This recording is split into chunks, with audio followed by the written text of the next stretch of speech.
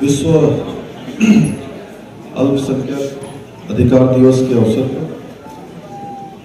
हमारे अभी आपने इनको संबोधन में सुना उत्तराखंड सरकार के कृषि मंत्री और अभी जिनको नेशनल एग्रीकल्चर मार्केटिंग बोर्ड का चेयरमैन बनाया गया है श्री गणेश जोशी जी, हमारे उत्तराखंड अल्पसंख्यक आयोग के अध्यक्ष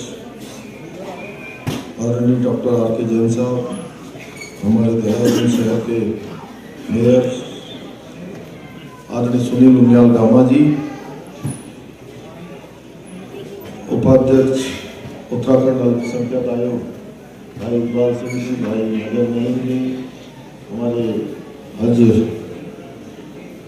समिति के अध्यक्ष भाई खतीब अहमद जी और जिनको अभी आपने सुना उत्तराखंड बोर्ड के अध्यक्ष श्री सादाब शमशी जी एवं यहाँ उपस्थित हमारे बहुत सारे महानुभाव, हमारी बाल संरक्षण आयोग की अध्यक्ष डॉक्टर गीता खन्ना जी, रेणुका देवी जी, हमारे सभी आयोग, हमारे अल्पसंख्यक आयोग के सभी सदस्यगण, सभी ऐसे महानुभाव जिनको आज विभिन्न क्षेत्रों में विशिष्ट कार्यों के लिए यहाँ पर आज सम्मानित किया गया है। मैं सबसे पहले तो यहाँ पर उपस्थित एवं सभी प्रदेशवासियों को, सभी भाई बहनों को विश्व अल्पसंख्यक अधिकार दिवस की हार्दिक शुभकामनाएं देता हूँ। और ये आज बहुत विशेष दिन है। अभी डॉक्टर जैन साहब बता रहे थे कि 1992 से यह दिवस मनाया जाता है और आज के दिवस पर बहुत, मैं कहूँ, हर वर्ग से आपने यहाँ पर अच्छे ऑडियंस को बुलाने का काम किया और जिन्होंने बहुत अपनी विशिष्ट कार्य इस आयोग के साथ मिलकर, हमारी संस्थाओं के साथ मिलकर काम किए, उन सभी को आज यहाँ पर जहाँ सम्मानित भी करवाया, उनसे मिलने का अवसर प्रदान किया। मैं अल्पसंख्यक आयोग और उनकी पूरी टीम को बहुत बधाई देता हूँ, बहुत शुभकामनाएं देता हूँ। आज का दिन वास्तव में बड़ा विशेष दिन है। अखंडता और एकता के संरक्षण व संवर्धन हेतु मौलिक कर्तव्यों को, जो हमारे मौलिक कर्तव्य हैं, उनको याद करने का दिन है। ये हमारा देश विभिन्न संप्रदायों, भाषा, बोलियों, संस्कृतियों से आच्छादित है। अभी मैं 2 दिन पहले एक उत्तराखंड के प्रशासनिक अधिकारियों का 3 दिन का मीट चल रहा था। उस मीट में हमने देखा कि जो अपने कल्चरल प्रोग्राम होते हैं, उस कल्चरल प्रोग्राम में उत्तराखंड का गाना प्रस्तुत किया गया और वो जो सदस्य होते हैं, उन्हीं के पारिवारिक सदस्य, वो भी या जो भी उसमें मेंबर होंगे, उनके अलावा कोई उसमें अपना पार्टिसिपेशन नहीं कर सकता, कोई भी अपना प्रस्तुतिकरण नहीं कर सकता। तब मैंने देखा कि उत्तराखंड का एक गाना, जिसमें एक मिजोरम की महिला, एक झारखंड की महिला, एक बिहार की महिला, वो अपना इतना शानदार प्रस्तुतिकरण दे रहे थे कि सच में यही हमारे यहाँ विविधता में एकता है। अलग प्रकार की भाषाएं, अलग प्रकार का रहन सहन, अलग प्रकार का कल्चर, लेकिन उसके बाद भी अनेकता में एकता, यही है हमारे भारत की विशेषता। और अनेकता में एकता का यही सूत्र हम सबको एक सूत्र में पिरोने का काम करता है। और हमारी संस्कृति में कहा गया है, सभी पंथ मार्ग संप्रदायों का सम्मान करने की रही है। हमारे ग्रंथों में भी कहा गया है, सत्यम एकम विप्रा बहुधा वदंती, अर्थात सत्य एक है और विद्वान लोग उसे अलग अलग तरीके से उसकी व्याख्या करते हैं। सभी भाषाएं, सभी प्रकार के विद्वान, सभी प्रकार के धर्म को मानने वाले, सभी की बातें एक ही हैं, बस उसकी व्याख्याएं अलग अलग। राष्ट्रीय एकता व अखंडता के लिए धार्मिक क्षेत्रीय विविधता के अनुरूप जो हमारा सांप्रदायिक सद्भाव है तथा भाईचारे की भावना है, उसको प्रोत्साहन देना है। और जैसा सादाब समूह ने कहा कि न कोई अल्पसंख्यक न कोई बहुसंख्यक, सबकी जो दीवार है वो दीवार समाप्त होनी चाहिए। और हम लोग इस बात को मानते हैं। भाइयों बहनों, हमें याद करना चाहिए वो कालखंड, देश की आज़ादी के 75 साल पूरे हो गए।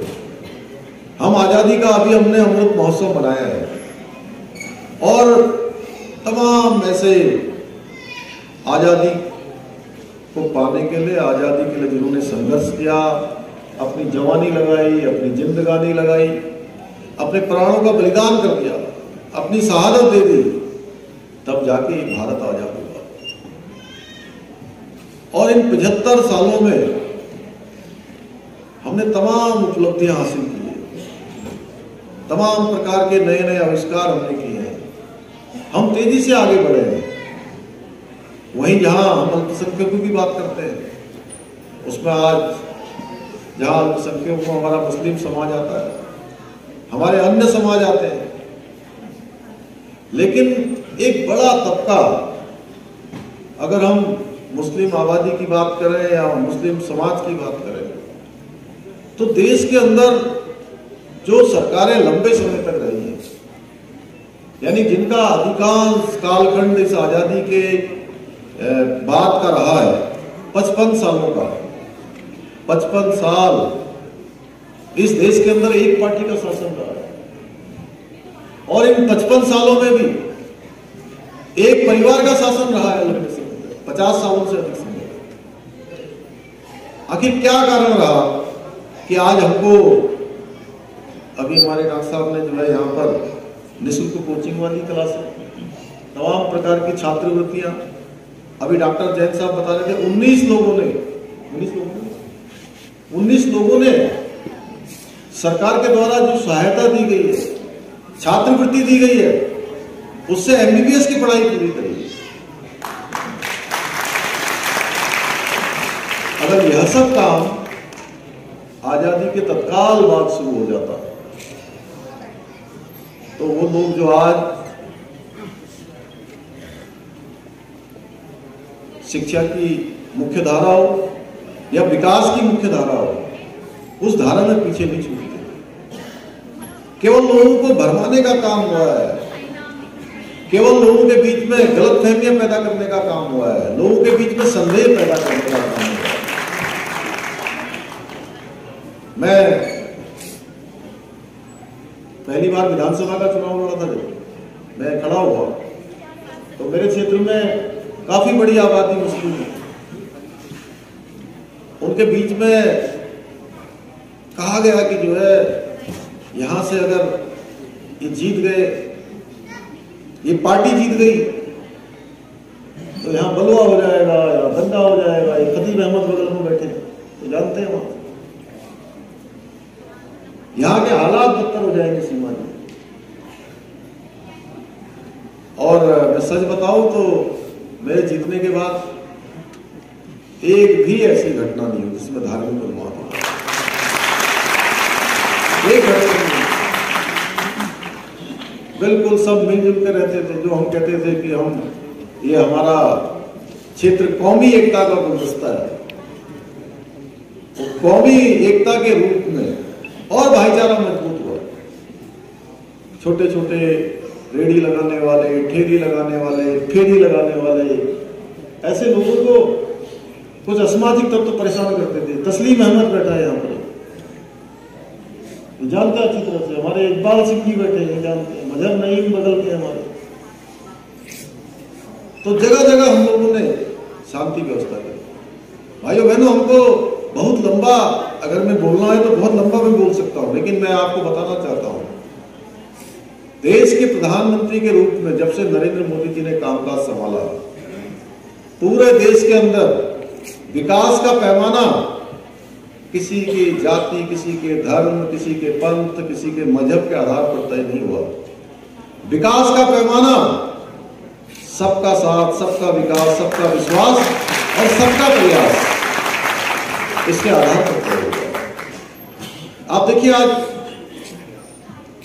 उज्ज्वला गैस योजना चली, उज्ज्वला योजना चली, इस आधार पर उसका सिलेंडर नहीं मिला कि कौन हिंदू है, कौन मुस्लिम है, कौन सिख है, कौन ईसाई है, कौन पारसी है, या कौन जैन है, बौद्ध है। उसका एक ही मानक था कि किसको जरूरत है, कौन समाज में पीछे छूटा हुआ है। इसी प्रकार से स्वच्छ भारत अभियान चलाया गया। शौचालय इस आधार पर नहीं दिया गया कि किसकी पहुंच ज्यादा है, किसकी सिफारिश ज्यादा है, किसके यहां से वोट ज्यादा मिलने वाले हैं। उसका भी मानक केवल यही था कि क्राइटेरिया में कौन आ रहा है, जो क्राइटेरिया निर्धारित है उसमें कौन आने वाला है। प्रधानमंत्री आवास योजना चली है कि हर व्यक्ति को पक्का मकान मिलेगा, जिसका कच्चा घर होगा उसको पक्का घर मिलेगा, जिसकी झोपड़ी होगी उसको भी पक्का मकान मिलेगा, जिसका घर नहीं है उसके लिए घर बनाया जाएगा। उसका भी मानक यही रखा गया कि कौन इस क्राइटेरिया में, कौन इस औपचारिकता में जो फिट बैठेगा उसको मकान मिलेगा, उसके लिए पक्का मकान मिलेगा।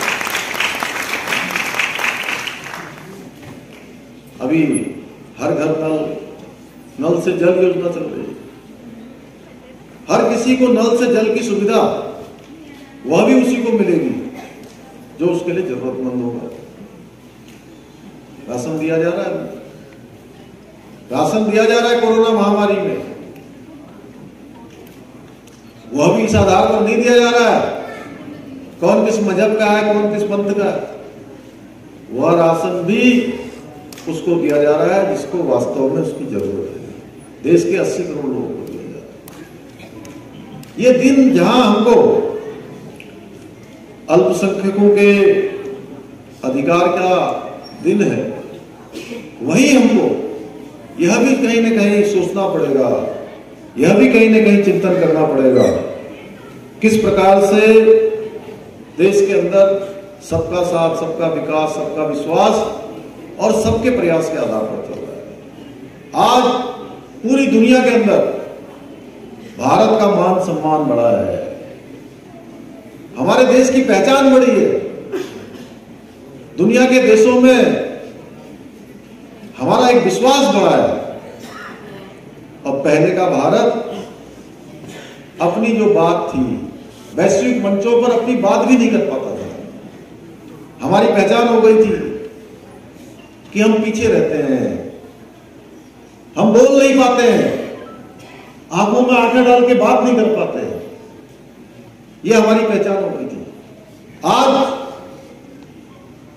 भारत के हर व्यक्ति के मन में एक विश्वास पैदा हुआ है कि दुनिया का कोई भी क्षेत्र हो,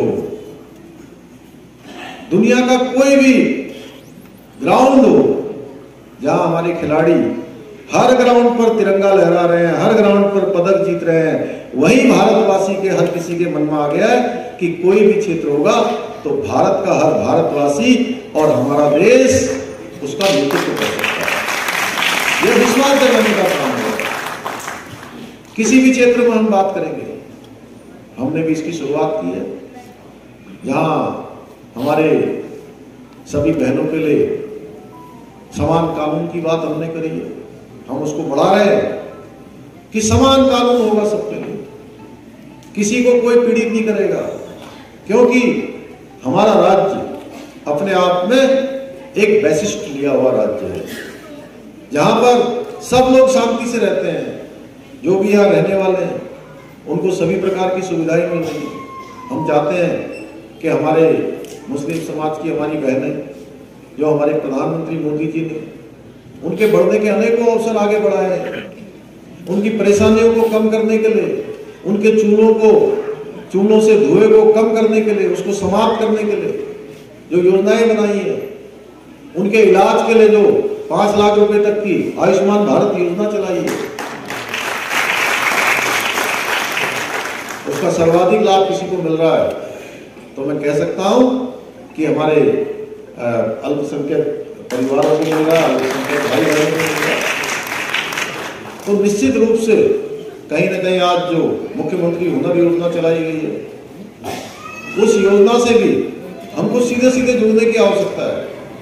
कामकाजी जो हमारी बहनें अपने घरों में रहकर काम कर सकती हैं, स्वयं सहायता समूह के माध्यम से कर सकती हैं, उन सबको कहीं ना कहीं आज के अवसर पर उनके अंदर चेतना आए, उनके अंदर एक जागरण का काम हो, वह भी समाज की मुख्य धारा में, विकास की मुख्य धारा में और प्रगति और गति की मुख्य धारा में, उन्नति की मुख्य धारा में आगे बढ़े। तो निश्चित रूप से आज का ये दिन हमारे लिए बहुत ही महत्व का दिन है और बहुत अच्छा दिन है। आज मैं कह सकता हूं कि मोदी जी के नेतृत्व में अल्पसंख्यक वर्ग के कल्याण एवं उत्थान के लिए अभूतपूर्व कार्य किए गए हैं। भाई बहनों, दुनिया के पीड़ित समुदाय को अपने देश में शरण देकर, जो अभी हमने कहा कि कोई ना अल्पसंख्यक न बहुसंख्यक, वसुधैव कुटुंबकम का भाव का पालन करना, यह हमारे भारत की प्राचीन परंपरा है। उसका ही जीता जागता उदाहरण है कि जो पारसी समुदाय जिसकी संस्कृति आज केवल भारत में बची हुई है, ऐसे कई उदाहरण हैं जो भारत की महान संस्कृति की विशेषताओं को परिभाषित करते हैं। इसी का कारण है कि सीए सिटीजन अमेंडमेंट एक्ट, जो नागरिक संशोधन विधेयक पारित होना, इस बात की सार्थकता का पर्याय है कि इसके तहत जो पाकिस्तान, बांग्लादेश, अफगानिस्तान में तमाम लोग जो तमाम प्रकार की प्रताड़नाओं का शिकार हुए हैं, उन सभी को भारत में शरण प्रदान की जा रही है। उसके लिए भारत की संसद ने कानून बनाया है। इसी के साथ साथ मातृशक्ति के लिए, महिला सशक्तिकरण की दृष्टि से हमारी मुस्लिम बहनों के और उनके हितों की रक्षा के लिए भी इससे संबंधित कानून भी, उस पर भी ऐतिहासिक फैसला हुआ है। पहले के समय में जो सरकार के निर्णय होते थे, सरकार के जो काम होते थे, सरकार के वो काम केवल वोटों के लिए होते थे कि एक बार वोट लेना है इसलिए धोखे में रखना है, वोट लेना है इसलिए तुष्टीकरण करना है, वोट लेने के लिए सारे काम, वोटों के लिए देश के साथ, पूरे के पूरे समुदाय के साथ तमाम प्रकार से जो समझौतों पर समझौते करने का काम होता था। लेकिन प्रधानमंत्री मोदी जी के नेतृत्व में यह सरकार, भारत की सरकार हो या राज्य की सरकार हो, वह तुष्टीकरण पर विश्वास नहीं करती है। हम अल्पसंख्यक समाज के अधिकारों का संरक्षण हमारी प्राथमिकता है कि उनको भी आगे बढ़ने का अवसर मिलना चाहिए, उनके बच्चों को भी आगे शिक्षा का अवसर मिलना चाहिए, उनका संवर्धन होना चाहिए, उनको आगे बढ़ाने का काम होना चाहिए। महिलाओं के क्षेत्र में शिक्षा और सशक्तिकरण दोनों होने चाहिए। आज प्रधानमंत्री मोदी जी के नेतृत्व में देश में बिना किसी भेदभाव के, बिना किसी पक्ष विपक्ष के, हर वर्ग के लिए लागू की गई कई योजनाओं द्वारा सभी वर्ग के लोगों को लाभ मिल रहा है। इसके लिए हम लोगों ने भी विशेष कदम उठाए, जहां विभिन्न प्रतियोगी परीक्षाओं में अल्पसंख्यकों का प्रतिनिधित्व बढ़ाए जाने एवं अल्पसंख्यक छात्र छात्राओं को प्रोत्साहित किए जाने हेतु मुख्यमंत्री अल्पसंख्यक प्रोत्साहन योजना हमने प्रारंभ की है। अल्पसंख्यक समुदाय के परिवारों को, परिवार के मेधावी जो छात्र एवं छात्राएं हैं, जो बेटे बेटियां हैं, उनके लिए विशेष अनुदान भी उपलब्ध कराया जा रहा है। हमारी सरकार ने अल्पसंख्यक क्षेत्रों में मांग के अनुसार आर्थिक व शैक्षणिक विकास के लिए 4 करोड़ रुपए की लागत से अल्पसंख्यक विकास निधि की स्थापना की है। वहीं जो हमारे आधुनिक शिक्षा के विस्तार के लिए कंप्यूटर जैसे आवश्यक उपकरणों की उपलब्धता भी शिक्षा संस्थानों में सुनिश्चित की है। Maulana Azad education finance foundation योजना के तहत उत्तराखंड राज्य के गरीब अल्पसंख्यक छात्र छात्राओं को व्यावसायिक शिक्षा हेतु बिना ब्याज के ऋण देने का भी प्रावधान किया गया है। भाइयों बहनों, अनेकों योजनाओं के माध्यम से हमारी सरकार अल्पसंख्यक भाई बहनों की समस्याओं को दूर करने के लिए लगातार प्रयास कर रही है। हमने संकल्प लिया है कि हम लगातार इस दिशा में काम करेंगे और सभी नागरिकों के अधिकारों व हितों की रक्षा के लिए हम संकल्पबद्ध हैं। हम प्राथमिकता के आधार पर इन सभी क्षेत्रों में आगे बढ़ेंगे। आज के इस अवसर पर मैं आप सभी को विश्वास दिलाता हूं कि हमारी सरकार आपके सर्वांगीण विकास के लिए, आपके आने वाले हमारे सभी नौनिहालों के लिए निरंतर अपने प्रयासों को गति देने का काम करेंगे। एक बार मैं पुनः आप सभी को विश्व अल्पसंख्यक अधिकार दिवस की ढेरों सारों शुभकामनाएं देते हुए बहुत आप सबका धन्यवाद करते हुए और यह भी मुझे बताते हुए प्रसन्नता हो रही है कि हमारी सरकार ने कलियर शरीफ में 50 बेड का हॉस्पिटल भी स्वीकृत किया है, उसकी धनराशि भी आ रही है और जल्दी यूनानी मेडिकल कॉलेज वहाँ पर बनेगा, उसका जल्दी हम लोग शुभारंभ करने वाले हैं। तो पुनः मैं सभी को एक बार बधाई देते हुए, आयोजकों को बधाई देते हुए, विशेष रूप से डॉक्टर जैन साहब आज जिनके विशेष अनुग्रह पर ही हम सब लोग आज आप सबके बीच में आए और सभी लोगों से मिलने का अवसर प्रदान हुआ, इनको भी मैं धन्यवाद देते हुए, सबको शुभकामनाएं देते हुए अपनी बात को समाप्त करता हूँ। बहुत बहुत धन्यवाद।